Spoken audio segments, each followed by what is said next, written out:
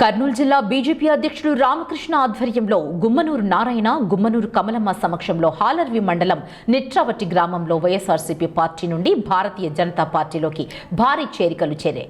హాలర్వి మండలం నిట్రావటి గ్రామంలో కర్నూలు జిల్లా కిషన్ మోర్చా జిల్లా అధ్యక్షుడు ఎం బసవరాజు ఆధ్వర్యంలో, కర్నూలు జిల్లా బీజేపీ అధ్యక్షుడు రామకృష్ణ ఆధ్వర్యంలో, ఆలూరు మాజీ market yard chairman Gummanuru Narayana, BJP నాయకురాలు గుమ్మనూరు కమలమ్మ సమక్షంలో నిట్రావటి గ్రామానికి చెందిన వడ్డే సురేష్ తరపున 50 కుటుంబాలు వైసీపీని వీడి బీజేపీలోకి చేరి పార్టీ తీర్థం పుచ్చుకున్నారు. ఈ సందర్భంగా పార్టీలో చేరిన వారు మాట్లాడుతూ ప్రధాని మోదీ ప్రవేశపెట్టిన ప్రజా సంక్షేమ పథకాలకు ఆకర్షితులమై పార్టీలో చేరినట్లు వారు పేర్కొన్నారు. ఈ కార్యక్రమంలో కర్నూలు జిల్లా కిషన్ మోర్చా కమిటీ సభ్యులు మరియు కూటమి నాయకులు, బీజేపీ కార్యకర్తలు, నాయకులు, గుమ్మనూరు ఫ్యామిలీ అభిమానులు పాల్గొన్నారు.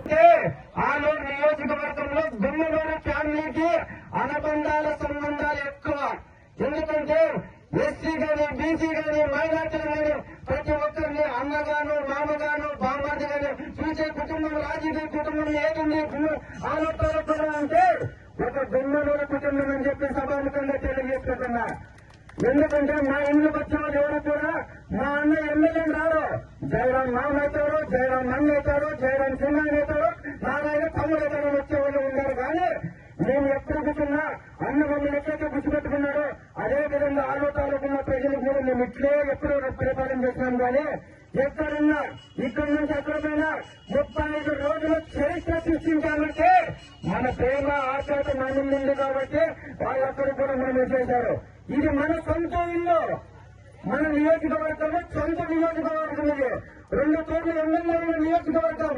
మనకి సాధ్యం కాని కాదు, ఇది అసాధ్యమైన కోలేదంటే సాధ్యంగా నిరూపించి 29 రోజుల రామకృష్ణ ఆధ్వర్యంలో నేను కూడా ప్రతి ఒక్కరిని కలుపుకొని పోయి ఇంతకుముందు పరిష్కారం చేసేది ఒకటే కాకుండా అయోధ్యలో రామ మందిరం కట్టించి మనందరికీ రామ పాలన అందించిన గనుడు మన ప్రియతమ నేత నరేంద్ర మోడీ గారు.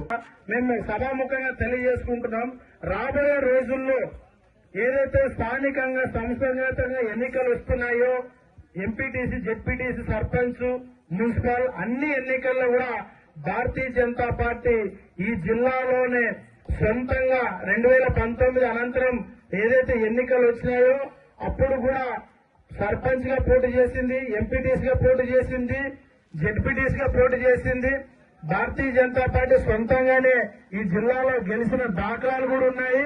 కాబట్టి భారతీయ జనతా పార్టీ ఈరోజు కూటమిలో భాగంగా భారతీయ జనతా పార్టీ ఎన్నికల్లో పోటీ చేస్తుంది.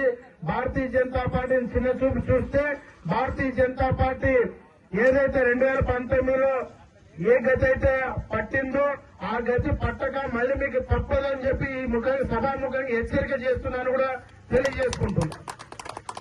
కాబట్టి ఏదైతే స్థానిక సంస్థలు ఎన్నికలు వస్తున్నాయో ఆ ఎన్నికలకు మా యొక్క బీజేపీ సంస్థాగతంగా పార్టీ పొలిటికల్ గా పోటీ చేసేదానికి ప్రతి గ్రామం నుంచి కూడా బీజేపీ నాయకులు అందరూ కూడా సిద్ధంగా ఉన్నారు. ప్రతి పంచాయతీలో కూడా పోటీ చేసేదానికి సిద్ధంగా ఉన్నారు.